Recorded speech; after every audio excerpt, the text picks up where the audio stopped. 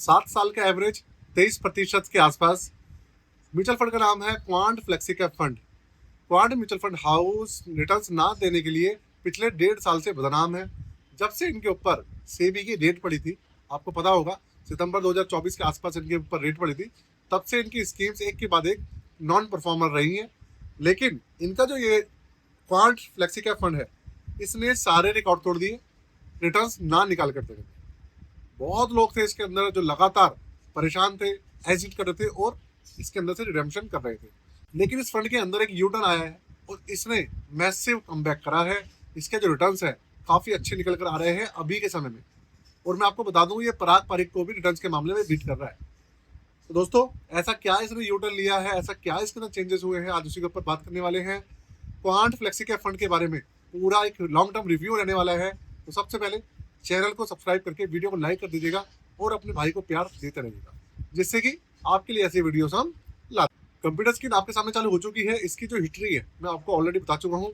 फ्लेक्सिकैप category का fund है, 13 साल से ज़्यादा पुराना फंड है इसका ट्रैक प्लान, और जो इसका रेगुलर प्लान है वो और भी ज़्यादा पुराना है। क्वांट म्यूचुअल फंड हाउस की तरफ से आता है, तो एक अच्छा खासा म्यूचुअल फंड हाउस है। लेकिन बस यही प्रॉब्लम चल रही थी कि इसकी जो परफॉर्मेंस थी वो निकल कर नहीं आ रही थी। लेकिन इसके अंदर हो क्या रहा है, सबसे पहले आप ये देखिए, इसकी जो रैंकिंग है वो अभी के समय में 2 स्टार चल रही है। लेकिन इसके जो रिटर्न्स है वो 2 स्टार के हिसाब से नहीं। रैंकिंग इसकी 2 स्टार पे है अभी। रिस्क मीटर इसका वेरी हाई है और 3 साल का एवरेज आप देखेंगे 20% से ऊपर है, 7 साल का 23% के आसपास है। एनएवी इसका चल रहा है 114 रुपये 10 पैसे अभी के समय में। सबसे पहले आप इसके रिटर्न्स देखिए, फिर बात करेंगे इसकी और डिटेल्स के बारे में। देखिए, 10 साल का एवरेज 20.5% है, 7 साल का 22.83% के आसपास है, 5 साल का 20.29%, 3 साल का 20.16% और 1 साल का 7.5% है। इसके अलावा 6 महीने का 3.39%, 3 महीने का 11.91%, ऑलमोस्ट 12% है, और 1 महीने में 13.5% का इसने रिटर्न निकाल के दिया है मैसिव। कहने का मतलब ये है कि पिछले 1 से लेकर 3 महीने के अंदर इस फंड ने कमाल करा है। अब इसमें ऐसा क्या हो गया कि जहां ये फंड 15% नेगेटिव में चल रहा था, इसके अंदर से एकदम से ऐसे क्या रिटर्न्स आ गए कि ये अपने बेंचमार्क को अच्छे खासे एक मार्जिन से बीट करने लग गया। अगर आप देखेंगे 1 साल में बेंचमार्क 3.30% का रिटर्न दे रहा है, ये 7.5%। तो बेंचमार्क से तो काफी ऊपर हो गया। यहाँ तक कि 3 महीने, 5 महीना, यहाँ तक कि 3 साल, 5 साल, 7 साल और 10 साल का जो एवरेज है वो भी बेंचमार्क से काफी ऊपर हो गए। मैं आपको बता दूं, आप मेरा पुराना इसका जो रिटर्न का मैं आपको बता दूं, आप पुराना इसका जो मैंने रिव्यू किया हुआ था वो वीडियो उठा के देखिएगा और उसके अंदर इसके रिटर्न्स देखिएगा। आप बिल्कुल परेशान हो जाएंगे इसके रिटर्न्स देखकर। लेकिन मैं भी शॉक हो गया हूँ अभी के समय में इसके रिटर्न्स देखकर। भाई मैसिव कमबैक करा है इस फंड ने। अब आप देखिए, यहाँ पर आप देखेंगे तो भाई सारी चीजें ओवरऑल काफी अच्छी दिख रही है। इसका मतलब ये है इसका जो पोर्टफोलियो है इसके अंदर इन्होंने काफी ज्यादा काम किया है, अच्छे स्टॉक शामिल किए हैं, अच्छे सेक्टर्स इसके अंदर शामिल किए हैं, तभी इसकी जो परफॉर्मेंस है एकदम से निकल कर आई। इसके पोर्टफोलियो में चलते हैं, वहां पर समझते हैं कि इसने ऐसी एक्चुअल में क्या करामात कर दी कि एकदम से ऐसे रिटर्न्स निकल कर इसने देना शुरू कर। अब सबसे पहले आप इसका पोर्टफोलियो समझिए। 95.81% इन्होंने इक्विटी के अंदर होल्डिंग दिखाई हुई है। डेट कैटेगरी है तकरीबन आप मान लीजिए 4.80%।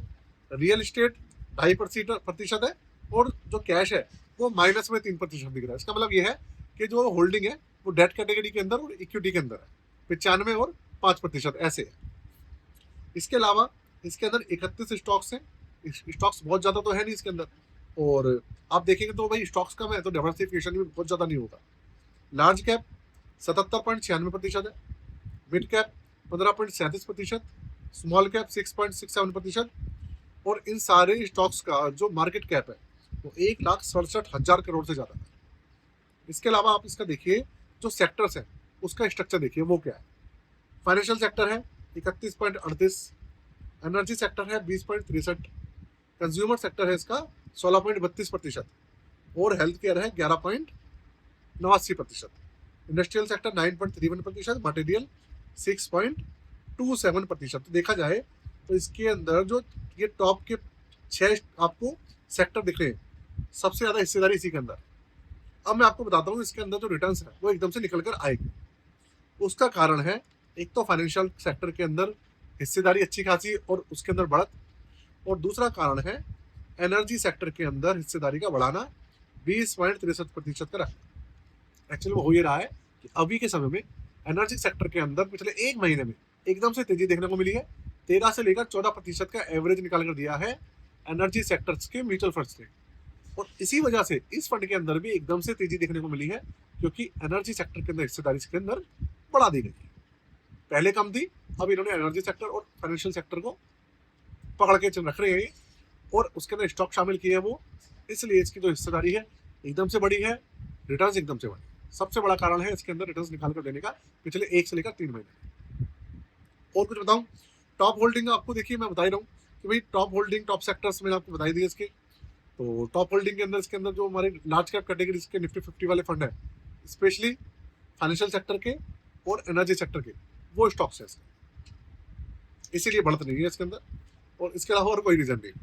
अच्छा आगे चलते हैं, इसके जो चार्जेस हैं और सब चीज़ें उसके ऊपर नजर डालेंगे। उससे पहले हमारा जो पोर्टफोलियो सर्विसेज है उसके बारे में आपको बता देता हूँ।